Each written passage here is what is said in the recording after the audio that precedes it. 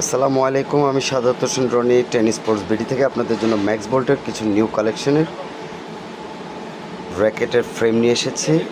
আপনারা যারা অতি দ্রুত ম্যাক্স বোল্টের নিউ ভার্সনের এবং নতুন অথেন্টিক এবং অরিজিনাল ম্যাক্স বোল্ট র্যাকেট নিতে চাচ্ছেন, অতি দ্রুত আমাদের সাথে যোগাযোগ করতে পারেন।